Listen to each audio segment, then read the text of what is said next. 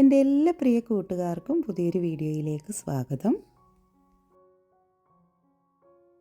എത്ര തിരക്കുള്ളവർക്കും വളരെ പെട്ടെന്ന് ചെയ്യാൻ പറ്റുന്ന ഒരു റെസിപ്പിയുമായിട്ടാണ് കേട്ടോ ഞാനിന്ന് വന്നിരിക്കുന്നത്.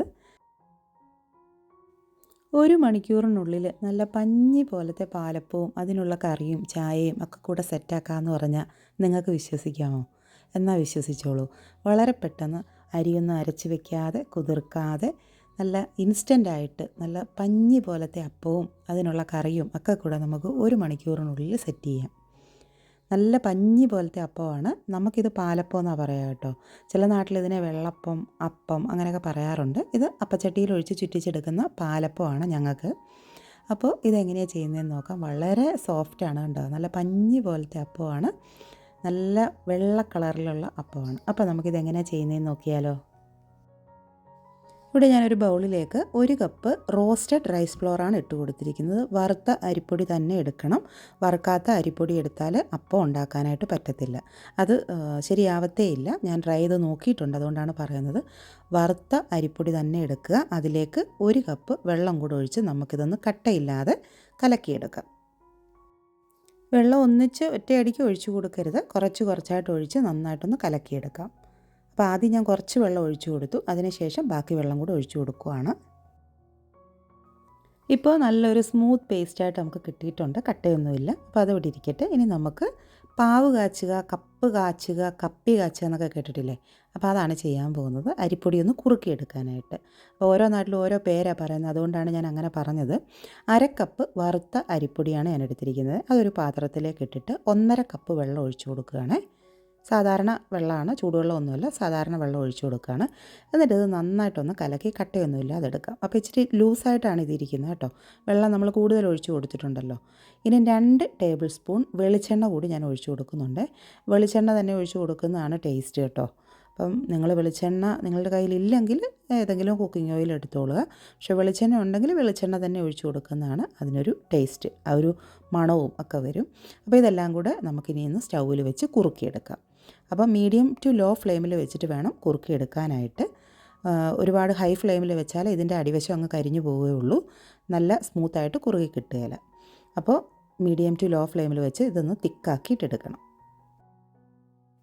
വെളിച്ചെണ്ണ ചേർക്കുന്നതിന് 2-3 കാര്യങ്ങളുണ്ട് കേട്ടോ. ഒന്ന്, നമ്മൾ അപ്പം ഉണ്ടാക്കി എടുക്കുമ്പോഴത്തേക്ക് നല്ല സോഫ്റ്റായിട്ട് കിട്ടും. നല്ലൊരു മണവും നല്ലൊരു രുചിയും ഒക്കെ ഉണ്ടാവും. അതിൻ്റെ കൂട്ടത്തിൽ നമ്മളിപ്പോൾ ഈ മാവൊക്കെ ഉണ്ടാക്കിയെടുക്കുമ്പോൾ തന്നെ നല്ലൊരു ഗ്ലേസിങ് ഉണ്ടാവും. ആ മാവ് കാണുമ്പോൾ തന്നെ നല്ലൊരു ഗ്ലേസിങ് ഉണ്ടാവും. പിന്നെ ഇത് അടിയിലൊന്നും പിടിക്കാതെ നമുക്കിങ്ങനെ വിട്ട് കിട്ടാൻ വേണ്ടിയിട്ടും ഉണ്ട്. പാവ് കാച്ചുമ്പം സാധാരണ നമ്മൾ കാച്ചിയെടുക്കുന്നതിനെക്കാട്ടി കുറച്ചുകൂടെ തിക്കായിട്ടാണ് നമ്മളിങ്ങനെ ചെയ്യുമ്പോൾ കാച്ചിയെടുക്കുന്നത് കേട്ടോ. ഇത് കണ്ടില്ലേ, നമ്മൾ ഈ കൊഴുക്കട്ടയ്ക്കൊക്കെ കുഴക്കില്ലേ, വാട്ടിക്കുഴക്കില്ലേ പത്തിരിക്കൊക്കെ, അത്രയും അങ്ങ് തിക്കാവണ്ട. എന്നാലും അതുപോലെ ഒന്ന് സൈഡിൽ നിന്ന് വിട്ട് വരുന്നൊരു പാകത്തിൽ വേണം നമ്മൾ ഫ്ലെയിം ഓഫ് ചെയ്ത് കൊടുക്കാനായിട്ട്.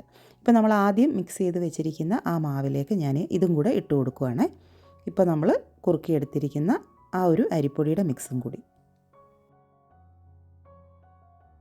ആദ്യം മിക്സ് ചെയ്ത് വെച്ചിരിക്കുന്ന ആ ഒരു മാവിലേക്ക് ഞാനിത് ഇട്ട് കൊടുത്തിട്ട് ഒന്ന് മിക്സ് ചെയ്തിട്ട് എടുക്കുകയാണ്. ഒരുപാട് ഭയങ്കരമായിട്ട് ഇങ്ങനെ കട്ടയൊന്നും ഇല്ലാണ്ടൊന്നും മിക്സ് ചെയ്യേണ്ട ആവശ്യമൊന്നുമില്ല. ഇത് ഓൾറെഡി നല്ല തിക്കായിട്ടുള്ളൊരു പേസ്റ്റാണല്ലോ നമ്മൾ ഇട്ടിരിക്കുന്നത്. അപ്പോൾ ഇതൊന്ന് ജസ്റ്റ് എല്ലാം കൂടി ഒന്ന് മിക്സായി ഈ ഒരു പരുവത്തിൽ കിട്ടിയാൽ മതി. അപ്പോൾ ഇനി നമ്മളിത് മിക്സിയുടെ ജാറിലേക്ക് മാറ്റുന്നുണ്ട്. അപ്പോൾ നമ്മളിതൊന്നുകൂടെ അരച്ചെടുക്കുന്നുള്ളത് കൊണ്ട് നമ്മൾ ഒരുപാട് നേരമൊന്നും മിക്സ് ചെയ്യേണ്ട ആവശ്യമില്ല. അപ്പോൾ ഞാൻ ഈ മിക്സിയുടെ ജാറിലേക്ക് ഇട്ട് കൊടുത്തിട്ടുണ്ട്. അതിൻ്റെ കൂട്ടത്തിൽ 1 ടീസ്പൂൺ ഇൻസ്റ്റൻറ്റ് ഈസ്റ്റാണ് ചേർത്ത് കൊടുത്തിരിക്കുന്നത്. അപ്പോൾ നിങ്ങൾ ഇത്രയും ക്വാണ്ടിറ്റി എടുത്തിട്ടില്ലെങ്കിൽ അതിനനുസരിച്ചിട്ടുള്ള ഈസ്റ്റേ ചേർത്ത് കൊടുക്കാൻ പാടുള്ളൂ. ഞാനിവിടെ 1 ടീസ്പൂണാണ് ചേർത്ത് കൊടുത്തിരിക്കുന്നത്. 1/2 കപ്പ് ചിരകിയ തേങ്ങ കൂടി ചേർത്ത് കൊടുക്കുന്നുണ്ട്. അപ്പം ചിരകിയ തേങ്ങ ചേർക്കുന്നതിന് പകരം തേങ്ങാപ്പാൽ വേണമെങ്കിലും ചേർക്കാം. അപ്പം വെള്ളം ഞാൻ 1/4 കപ്പ് എടുത്തിട്ട് അതിൽ 1/2 കപ്പാണ് ഒഴിച്ച് കൊടുത്തിരിക്കുന്നത്. അപ്പോൾ അതിന് പകരം നിങ്ങൾക്ക് തേങ്ങാപ്പാൽ ഒഴിച്ചിട്ട് വേണമെങ്കിലും അരച്ചെടുക്കാം. പക്ഷേ തേങ്ങ ഇട്ട് അരച്ചെടുക്കുമ്പോഴാണ് അതിനൊരു പ്രത്യേക ടേസ്റ്റ് കേട്ടോ. ഈസ്റ്റ് ഒന്ന് ഫെർമെൻറ്റായി കിട്ടാൻ വേണ്ടിയിട്ടാണ് നമ്മളിതിൽ ഷുഗർ ചേർക്കുന്നത്. അപ്പോൾ 1-2 ടേബിൾ സ്പൂൺ ഷുഗർ നമ്മൾ എടുക്കുന്ന ക്വാണ്ടിറ്റിക്ക് അനുസരിച്ചിട്ട് ഷുഗറും കൂടി ചേർത്ത് നന്നായിട്ട് ഫൈനായിട്ട് നമ്മൾ അരച്ചെടുത്തിട്ടുണ്ട്. ഇനി നമ്മൾ ഇതൊരു ബൗളിലേക്ക് ഒഴിച്ചു കൊടുക്കുകയാണ്. ഇനി നമുക്ക് മിക്സിയുടെ ജാറ് കഴുകിയിട്ട് കുറച്ച് വെള്ളം കൂടി ഒഴിച്ചു കൊടുക്കാം. അപ്പം വെള്ളം ഒഴിക്കുമ്പോൾ എപ്പോഴും ശ്രദ്ധിക്കണം, കൂടിപ്പോയാൽ നമുക്ക് പിന്നെ ഒന്നും ചെയ്യാനൊക്കത്തില്ല. അപ്പോൾ അതുകൊണ്ട് കുറച്ചായിട്ട് ഒഴിച്ച് നമ്മൾ കറക്റ്റ് കൺസിസ്റ്റൻസിയിലാക്കിയെടുക്കണം. അപ്പോൾ ഞാൻ മിക്സിയുടെ ജാറ് കഴുകി ആദ്യം ഒരു 1/4 കപ്പ് വെള്ളമാണ് ഒഴിച്ചു കൊടുക്കുന്നത്. അത് ഒന്ന് മിക്സ് ചെയ്ത് നോക്കിയതിന് ശേഷമേ ബാക്കി വെള്ളം ഒഴിച്ചു കൊടുക്കുന്നുള്ളൂ. അപ്പോൾ ഇതൊന്ന് മിക്സ് ചെയ്തിട്ട് എടുക്കുവാണ്. മിക്സ് ചെയ്തപ്പം കുറച്ചും കൂടെ വെള്ളം വേണമെന്ന് തോന്നി, അപ്പം ഞാൻ ബാക്കി വെള്ളം കൂടി ഒഴിച്ചു കൊടുക്കുവാണേ. വെള്ളം എപ്പോഴും കുറേശ്ശെയായിട്ട് ഒഴിച്ചു കൊടുത്ത് നോക്കി വേണം ഇതിൻ്റെ കൺസിസ്റ്റൻസി സെറ്റാക്കാനായിട്ട്. ഈ ഒരു കൺസിസ്റ്റൻസിയിലാണ് നമുക്ക് മാവ് കിട്ടേണ്ടത്. അപ്പോൾ ഇത്രയേ ഉള്ളൂ മാവ് കലക്കാനായിട്ട്. ഒന്നുമില്ല, ആദ്യം പൊടിയെടുക്കുക, പിന്നെ കപ്പ് കാച്ചുക, മിക്സ് ചെയ്യുക, എല്ലാം കൂടി ചേർത്ത് അടിച്ചെടുക്കുക, വെള്ളം ആവശ്യത്തിന് ഒഴിക്കുക, 1 മണിക്കൂർ അടച്ച് വയ്ക്കുക. 1 മണിക്കൂർ കഴിഞ്ഞപ്പോഴത്തേക്ക് കണ്ടില്ലേ, നല്ല സോഫ്റ്റായിട്ട് നല്ല പതഞ്ഞ് പൊങ്ങി വന്നിട്ടുണ്ട് കേട്ടോ. നല്ല രീതിയിൽ ഇത് പൊങ്ങി വന്നിട്ടുണ്ട്. അപ്പോൾ ഇത് ഒരുപാട് ബലമൊന്നും കൊടുക്കാതെ നല്ല രീതിയിൽ സോഫ്റ്റായിട്ട് ഒന്ന് മിക്സ് ചെയ്തിട്ട് എടുക്കുവാണ്. അപ്പോൾ നമ്മൾ ഒത്തിരി പ്രഷർ കൊടുത്തിട്ട് നമ്മളിത് മിക്സ് ചെയ്ത് എടുക്കുവാണെങ്കിൽ ഈ പത മുഴുവൻ അങ്ങ് അടിഞ്ഞു പോകും. പിന്നെ നമ്മുടെ അപ്പം ഉണ്ടാക്കി കഴിഞ്ഞാൽ ശരിയാകുകയില്ല. അപ്പോൾ ഒന്ന് മെല്ലെ വേണം നമ്മളിത് ഇളക്കിയെടുക്കാനായിട്ട്. അപ്പോൾ നല്ല സോഫ്റ്റായിട്ടുള്ള ഇതിൻ്റെ മാവ് കിട്ടിയിട്ടുണ്ട്. ഇനി നമ്മൾ അപ്പം ചുട്ടെടുക്കുക. നമുക്ക് സമയമുണ്ടെങ്കിൽ ഇനി ഇതിൽ കൂടുതൽ സമയം വയ്ക്കാം കേട്ടോ.